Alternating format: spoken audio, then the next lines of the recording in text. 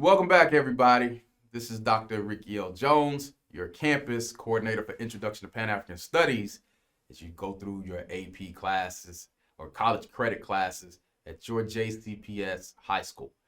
We are now up to Chapter 4, Africans in America, in our text, Introduction to Black Studies by Dr. Maulana Karenga. Hopefully, you've enjoyed the intro, the developmental initiatives chapters, as well as the chapter on Africans on the continent of Africa as we build up this puzzle that we're putting together for our course this semester. Very happy to have you here. So let's get going with some stuff that should be a little bit more familiar to you because we're talking about the country that we all call home. First of all, Karenga makes a point that there is some evidence, according to some, that there was an African presence in America before what we think of as an African presence in America. Generally, the story that we're told is that there are no black people, no African people in America until 1619, again, with the bringing of African slaves into Jamestown, Virginia. But a very important author by the name of Ivan Van Sertima wrote a book called They Came Before Columbus. This is in your text, so check it out. Ivan Van Sertima, They Came Before Columbus, cites a number of things that can be found in America that he argues suggest there may have been an African presence on this continent before Christopher Columbus. This is not something that I think is a huge argument either way for our purposes, but it is something to consider. And remember this, if you're going to be a revolutionary, again, let's not be afraid of that word. All a revolutionary is a person who wants change. A revolutionary is a person who wants change. And as we look at some of the things going on in the world, I think some things probably should be changed. So we all should have a revolutionary mentality to make the world a better place. That is not about indoctrinating you, folks. All right? Remember what I told you in our very first video. The most important thing for you to do is to think. This is a class that should be as welcoming for a student with a far left ideology as it is for a student with a far right ideology. We do not care what your political party is, what the political party of your parents are. It is not our job to teach you to be Democrats, Republicans, conservatives, or progressives. It is our job, again, to force you and teach you to think. That's very, very important. We want you to be revolutionaries in the sense that you should be a person that is highly engaged in the world and not anti-intellectual. But remember this, revolutionaries read. So I would advise you, I would encourage you to actually read They Came Before Columbus by Ivan Van Sertima for yourself, as well as a number of other texts that contribute to the great body of work that we see here in the Introduction to Pan-African Studies. So here we come. We are now in the phase where we're dealing with what happens in this country. And we cannot talk about African presence in America without talking about slavery. Slavery was one of the most inhumane events that we have seen on earth. There is no way to overstate the devastation that American slavery wrought, one, on populations on the continent of Africa, and the dehumanization that it visited upon Black people who were enslaved in this country, and the legacy of slavery that unfortunately we're still dealing with today. But before we can change anything about slavery or the legacy of slavery, we need to understand them, and hopefully through this chapter and others, we can do that. The first thing to remember is that there has been an anti-slavery movement, or there was an anti-slavery movement as soon as slavery started in this country. We'll call them the abolitionist movement. the abolitionist movement. Abolition, by definition, for our purposes, is simply the eradication of slavery. And there have always been both black people and white people in America that thought slavery was wrong and it should be eradicated. But there was certainly a good percentage of white Americans that believed the institution was just.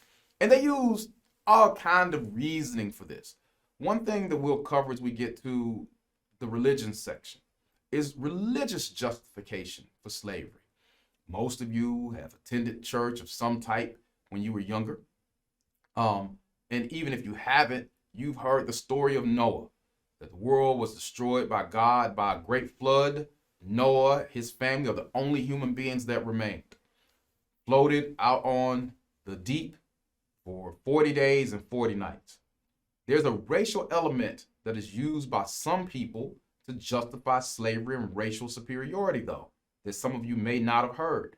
At the end of this voyage, Noah, who is very, very happy and certainly very, very exhausted, gets naked and drunk. Naked and drunk. Noah has 3 sons, Ham, Shem, and Japheth. As the story goes, Ham sees his father naked and passed out from drinking and laughs at him, mocks him. He goes to tell his brothers subsequently, Shem and Japheth, they back up to their father Noah so as not to look upon his nakedness, and they cover him. They don't mock him in the same way that their brother does. Noah, once he realizes what happened, according to this interpretation of the Bible, curses his son Ham. He's so angry with him that he curses him and says that his descendants will be the servants of his brother's descendants forevermore. And God grants this wish, according to people who add this racial element to the story. And as it goes, according to them, black people are the sons and daughters of Ham and were cursed by God to serve the descendants of Shem and Japheth. Some of you may have heard this story, some may not have, but it is one interpretation, one religious interpretation that justified slavery. Certainly there were many other interpretations that black people were somehow less than human, that we were bestial, that we did not have the same intellect as European descended people, that we were suited for servitude.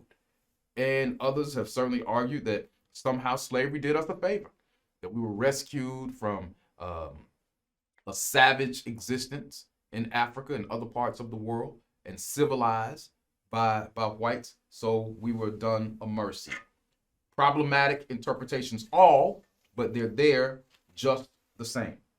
I want you to remember something. I want to walk you through this that is not necessarily spelled out completely in your text. Black people always resisted and they always had allies, right? So between these 2 phases of the abolitionist movement, and I want you to write this down. We got 2 phases of the abolitionist movement. First phase runs through the beginning of slavery in 1619 up through 1807. First phase of the abolitionist movement, 1619 through 1807. Why do we stop in 1807 when we talk about this phase of the abolitionist movement? Because in 1807, a law is passed that outlaws the international slave trade in America. No longer is it legal to import slaves into the country. Many abolitionists felt that once the international slave trade was abolished in this country, that slavery would die a natural death. They were absolutely wrong for rather obvious reasons as we look back. Please understand a few things. One, slavery did exist in Africa, and there are people who will make that argument, but it looked very, very different from American slavery. It was not the same type of dehumanizing institution that we see with American chattel slavery. It was so different, in fact, that I'm hesitant to even call what was going on in Africa slavery. People enslaved because being prisoners of war, to pay a debt, but it was never something that was lifelong. And that is another thing that will warrant further study, but it is beyond the scope of what we're going to do in this particular class. But it's suffice it to say, what we would call now African slavery looked nothing like American slavery. What American slavery did, and what some of the abolitionists didn't think about, was this was an institution, a very great one for the slaveholders. If you bought a slave, not only was he or she in service to you for life, but also their children were in service to you for life. So this was a permanent stamp, as Ibram X. Kendi wrote, stamped for life. It was a generational endeavor.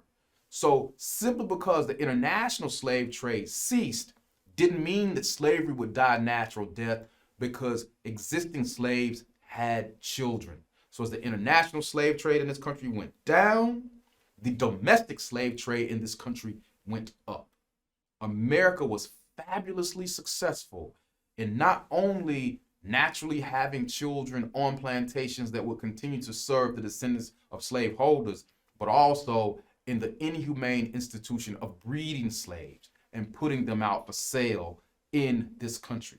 So the first iteration of the abolitionist movement is 1619 to 1807, but then the second iteration is 1808 up to 1865, which is the end of the Civil War, right? First iteration, 1619 to 1807, international slave trade is made illegal, but then we enter a different phase of fighting after these new realities, really not new realities, but old realities became apparent to abolitionists. 1808 running through 1865. These are the two phases of the American abolitionist movement. But remember this, folks. There was always resistance to slavery, again, by Black people and their allies, but largely by Black people. Here are a few.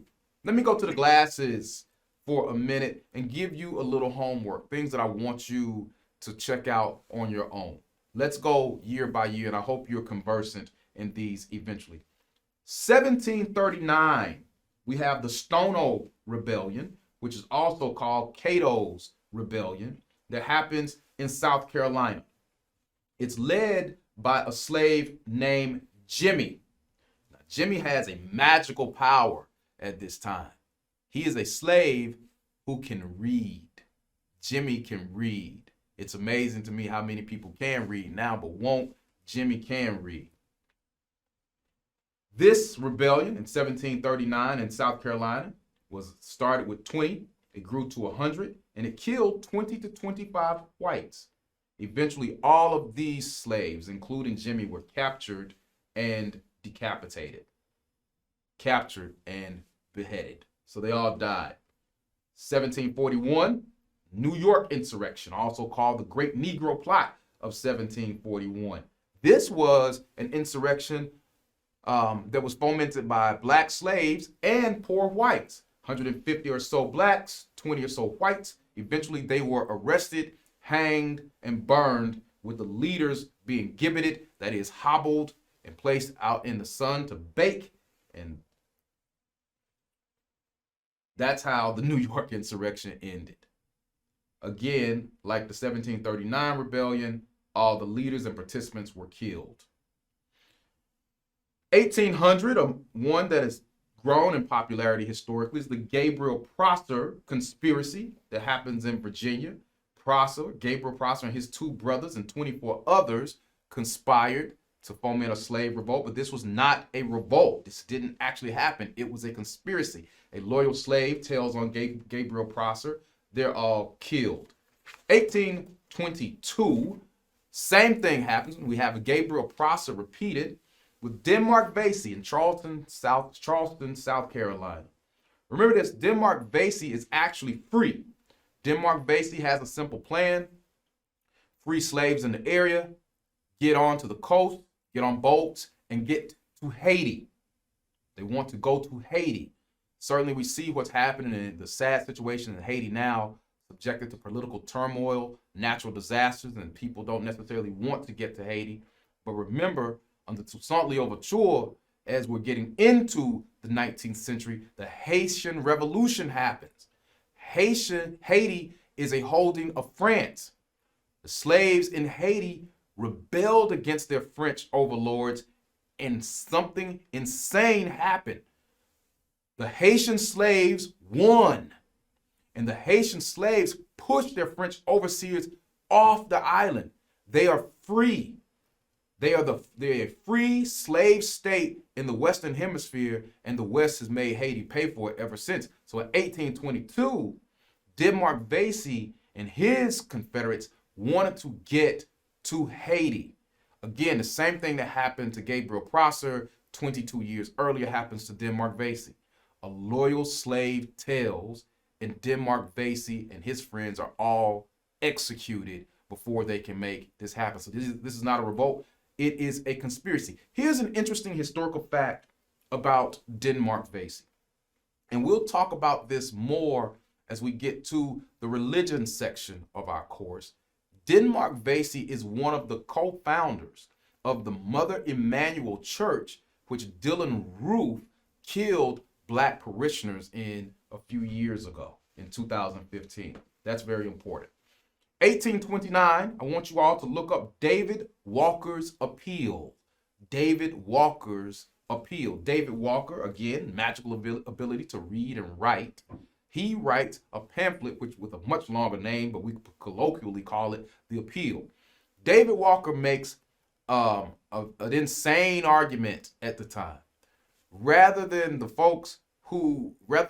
folks who are making the argument that God has cursed black people, Walker, a black writer, makes the argument that God is actually on the side of the oppressed in this pamphlet called The Appeal. It's outlawed throughout the South. A price is put on David Walker's head, including in my home state of Georgia, and the next year, Walker is found dead, and there's still historical contestation over exactly what happened to David Walker. 1831, Nat Turner actually wages a rebellion in Virginia. And you know of Nat Turner, another slave who can read. Most slaves could not. Reading was outlawed, in fact, among most slave populations. Turner, over 50 whites were killed in Turner's rebellion in Virginia, but eventually, like all the others, Nat Turner was killed. Let me tell you about a great leader during this time who was actually white. One of my historical heroes, a fellow by the name of John Brown. And there are a couple of situations that happened with John Brown. Some of you may have, I think it was on Stars or Showtime, I'm not sure which channel, but there was a series called The Good Lord Bird, which talks about some of the exploits of John Brown through the eyes of a fictional character. But John Brown is what today we would call an activist. I would call him a crusader, a white crusader, who is trying to make sure that slavery does not spread throughout the country. In 1856, we find John Brown in Kansas as people are arguing over whether or not Kansas should come into the Union as a free state or a slave state. In 1856, some of Brown's followers are killed by pro-slavery forces in the area. Brown then goes to a pro-slavery encampment and strikes back, killing many of the pro-slavery forces around the Pottawatomie River. This comes to be known as the Pottawatomie Massacre, with John Brown, his sons, and others who were fighting against the spread of slavery. Then something really, really important happens before we move to John Brown's most famous encounter in 1859 at Harper's Ferry, Virginia. We need to look during this time as we study history at three major court cases. The first is 1857 Dred Scott versus Sanford. That is the first major court case that we'll look at. The second will be in 1896, the Plessy versus Ferguson decision. And the third will be the 1954 Brown versus Board decision. But let's not get ahead of ourselves. In 1857, and I'll give you the Cliff's Notes version of this, Dred Scott was a slave whose master took him from a slave state to a free state and back to a slave state. Dred Scott then, which was a it's a Herculean effort that led his case to the U.S. Supreme Court in 1857. Chief Justice Roger Taney wrote the following decision. As Scott argues that because he was taken from a slave state to a free state back to a slave state, he says, look, if I was taken to a free state, I should be free. The Supreme Court said this. Taney said a number of things. One, this case shouldn't have even come before the court because you shouldn't have those types of rights. Two, black people were never intended to be citizens of this country. You were intended to be property. But three, and this is the most damning opinion in this case, that a black man has no rights a white man is bound to respect. This is written in the Supreme Court majority opinion by Chief Justice Roger Taney in the 1857 Dred Scott decision. So Scott's petition for freedom is rejected. But not only is his petition for freedom rejected, the court concludes that black people are not citizens, were never intended to be citizens, and that a black man has no rights a white man is bound to respect. John Brown looks at this decision and says this. He says, there is no way that this country is going to end slavery peacefully. War will come. This is the argument that John Brown makes. And this inevitably leads him to a final confrontation at Harper's Ferry, Virginia, where Brown has another quote unquote simple plan. He, his sons, slaves that they have liberated, will raid the armory at Harper's Ferry, fight it out, enlist more slaves, enlist more allies as they, in effect, start a war to end slavery in America. Well, unfortunately, John Brown fails, and like many others before him, he's killed. It's important to note during this time that one of the dominant African-American leaders in the country, we'll talk about him more later, is Frederick Douglass. And John Brown asked him to join him at Harper's Ferry. Douglass declines, but writes about it sometimes later. So John Brown at Pottawatomie in 1856, and then Harper's Ferry in 1857. Very, very important. Your teachers will take you, and many of you have done some studies of the Civil War, I'm sure, but John Brown was right. Slavery does not end peacefully. It takes a war in the country to end it. That's the Civil War. So as we work forward, I want you to understand a number of things that result from the Civil War. The Civil War, folks, was not a war that some people want to argue of Northern aggression and not just about economics. It was about slavery. Remember this, slavery was an economic system in the South. It was a very profitable economic system in the South. So when somebody says the Civil War wasn't about slavery, it was just about economics, that's a rather short-sighted argument. It was a war to maintain white supremacy and maintain a very inhumane system. In fact, all the Confederate states wrote articles of separation from the Union. And in all of them, including in my home state of Georgia, they very early on in these articles wrote clearly that they were separating because of the North's idea that they shouldn't be able to maintain slavery. Now, don't get confused. It's not like the North did not have a race problem. It did. Slavery simply was not dominant there. But your teachers will take you through many of the nuanced discussions about the Civil War. But here's something I do want you to remember. After the Civil War, we get three very important amendments to the United States Constitution. They're called the Reconstruction Amendments. Reconstruction is the period after the Civil War up until the election of Rutherford B. Hayes in 1877. So 1865 through 1877 is Reconstruction. That is when there are many plans and arguments, debates about how to bring the country back together. Your teachers will talk to you about the nuances of Reconstruction as well. But Reconstruction certainly was a time of relatively revolutionary progress in America. We see black politicians for the first time. Certainly freedom happens. Black people can vote, all of these things, right? But there are impediments to it. But first of all, I want you to know the three Reconstruction Amendments. The first one is the 13th Amendment. The 13th Amendment frees the slaves. Now, I know many of you have been taught that the Emancipation Proclamation in 1863, delivered by President Abraham Lincoln, freed the slaves. That is not true. The Emancipation Proclamation was a political device, a publicity stunt in effect, where the president eradicates slavery in parts of the country that are in rebellion, in effect in the Confederacy. But Lincoln was not the president of the Confederacy. The president of the Confederacy was Jefferson Davis. Here's another great historical nugget. The president of the Union and the president of the Confederacy, the Union being Abraham Lincoln, the Confederacy being Jefferson Davis, were born in the same state. Can you guess what that state was? I'll give you 5 seconds.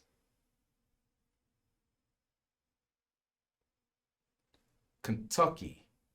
So students who are taking this class in the state of Kentucky, both Abraham Lincoln, even though people associate him with Illinois, he was born in Kentucky, and so was the president of the Confederacy, Jefferson Davis. Both were born in Kentucky. But the Emancipation Proclamation very specifically only eradicates slavery in the South, even though it existed in parts of the North. So the Emancipation Proclamation freed no slaves. It's the 13th Amendment, which is passed which is ratified in 1865. That frees the slaves. Then the 14th Amendment, ratified in 1868, gives former slaves citizenship. And embedded in the 14th Amendment is the Due Process Clause, due process under the law for former slaves. That's very important.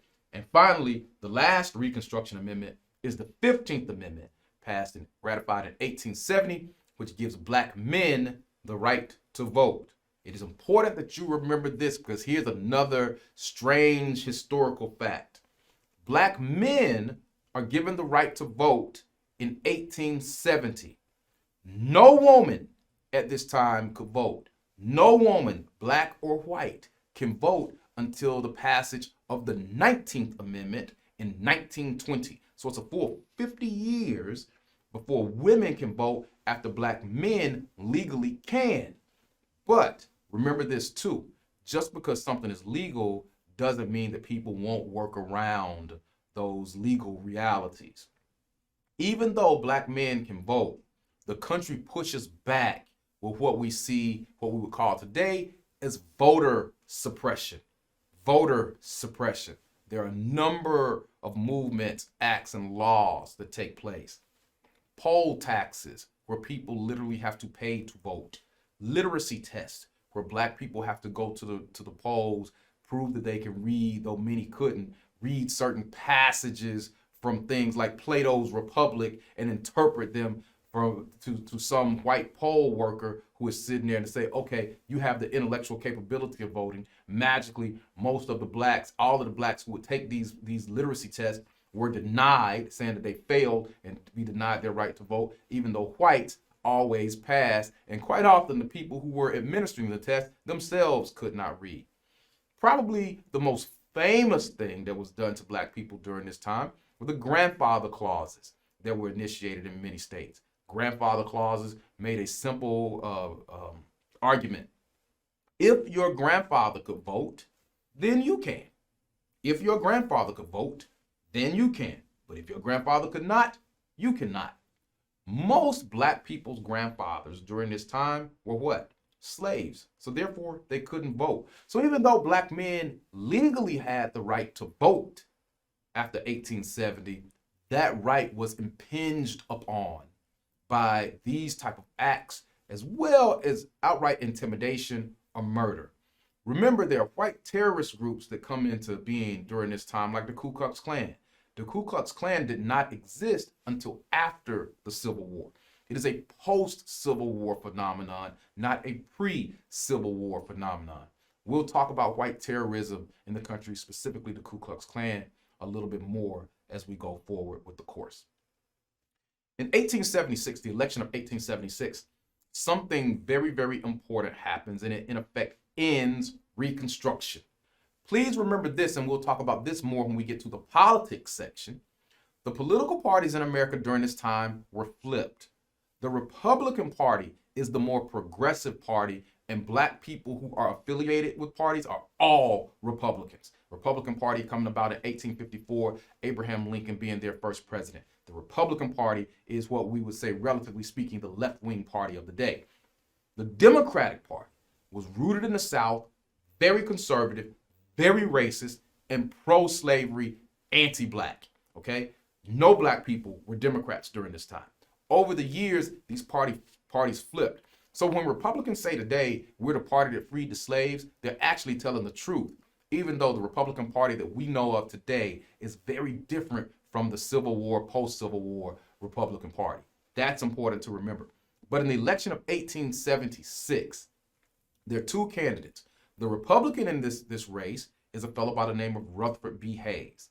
The Democrat is Samuel L. Tilden. So the Tilden-Hayes race is very, very close. The electoral votes are disputed in 3 states, one of them being Florida. Florida never can seem to get the electoral votes right. Your teachers will explain the difference to you between the electoral college, electoral votes, and the popular vote in presidential elections. We'll go over that some more when we get to the politics section as well.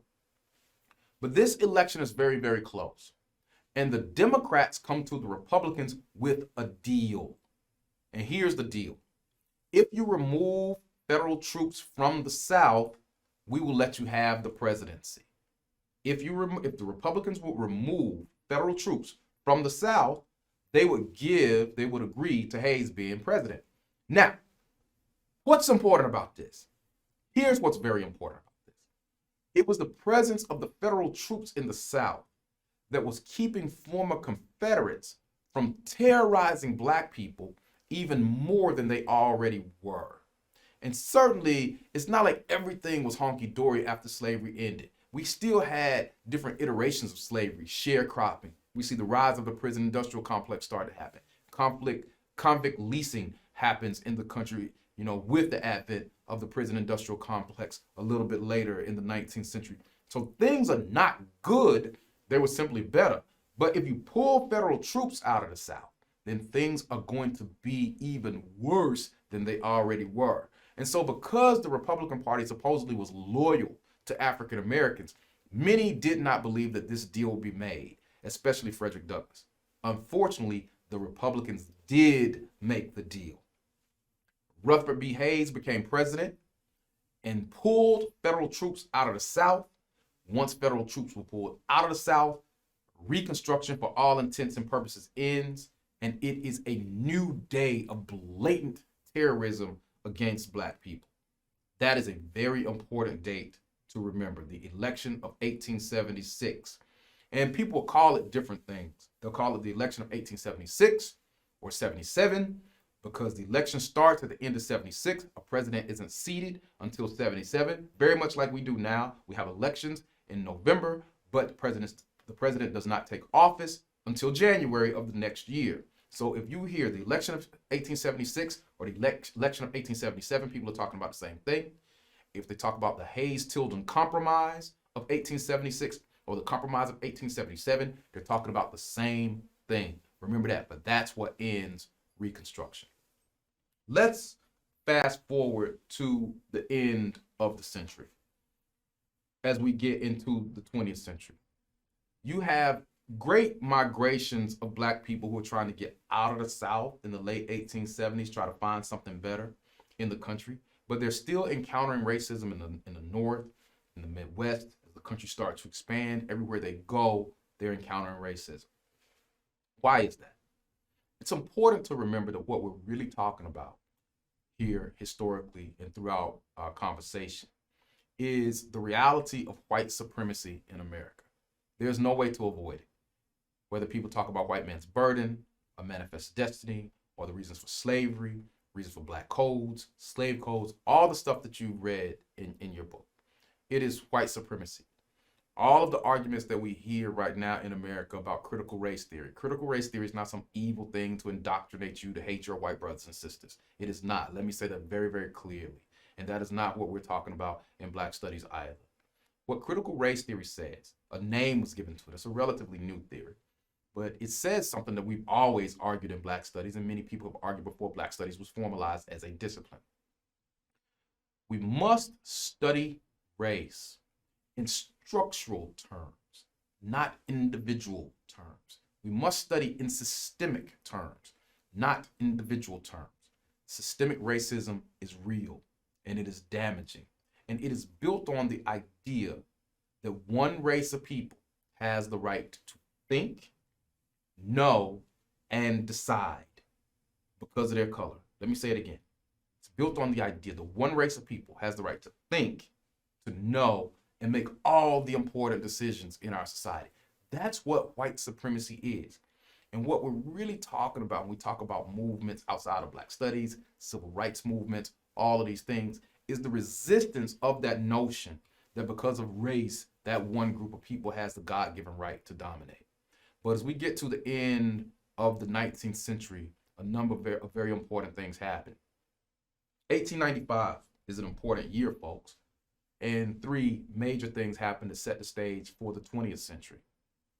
One, Frederick Douglass, who's the preeminent leader of Black America in the 19th century, dies. Later, in 1895, a fellow by the name of Charles Hamilton Houston is born. And lastly, W.E.B. Du Bois, there are four things, not three. Douglass dies, Charles Hamilton Houston is born, W.E.B. Du Bois receives his PhD from Harvard. He is the first Black man to do so. But remember this, even though Du Bois gets his PhD from Harvard, Du Bois, this titan of an intellectual, says that what he really learned about race happened at Fisk University, down the road from us in Nashville, Tennessee, another historically Black college. Okay, Fisk University is where Du Bois really got his racial grounding. And the fourth thing that happens in 1895 is that Booker T. Washington gives his Atlanta Exposition Address. And Booker T. Washington's Atlanta Exposition Address catapults him to become the most powerful Black man in the country for the next 20 years.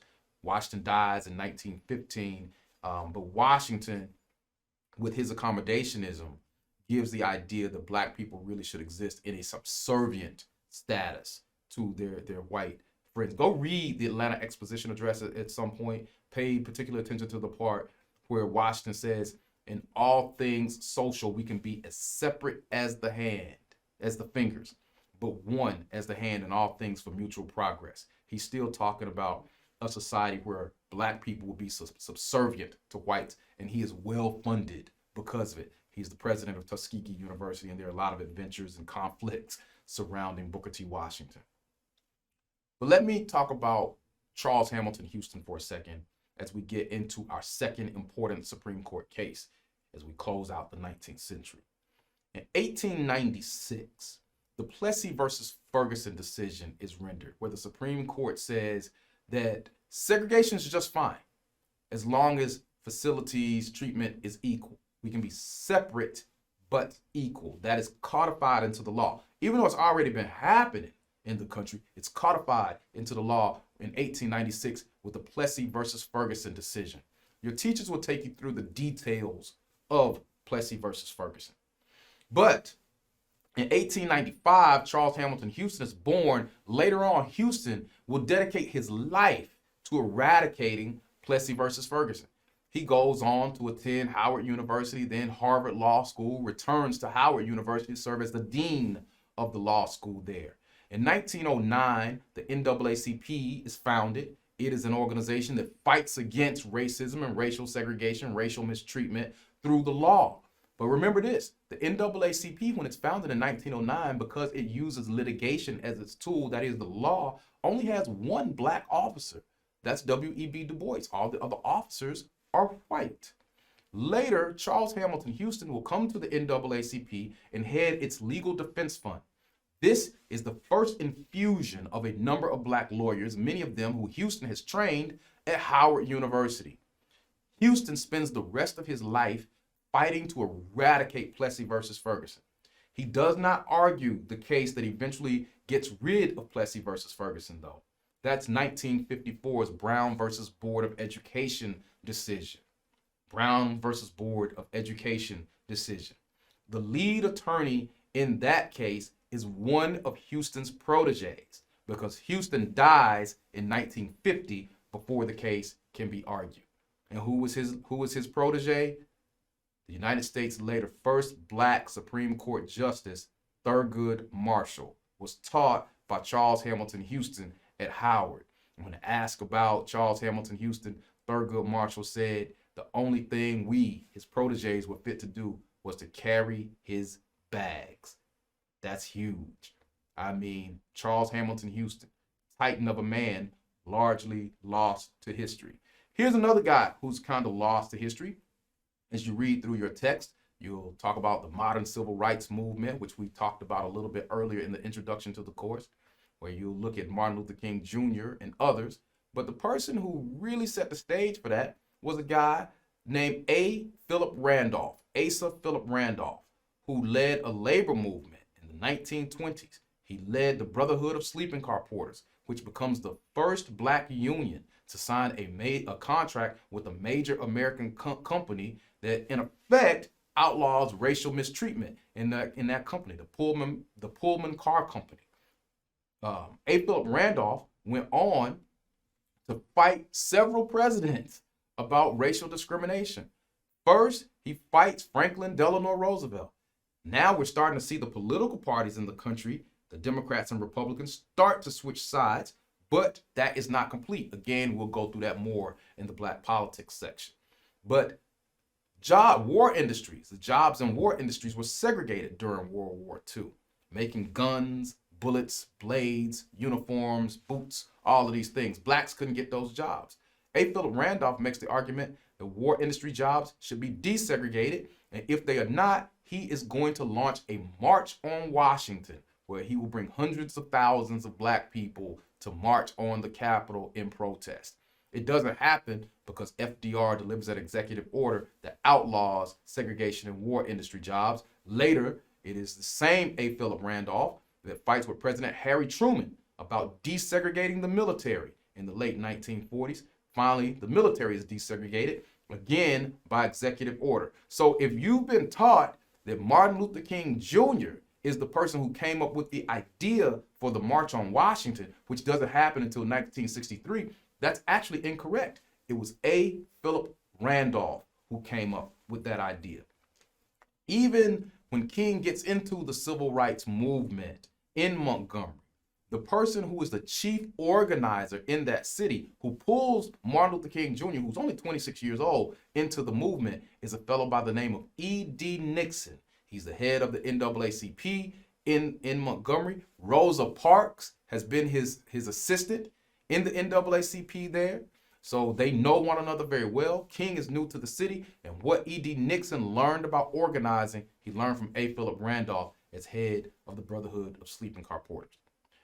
We move into what we see as modern America, and there are other things that the civil rights movement is very, very important, Black Power movement. Your teachers should be more familiar with that time period, and I don't want to make our video here too long. You will talk about Malcolm X. You will talk about Martin Luther King Jr.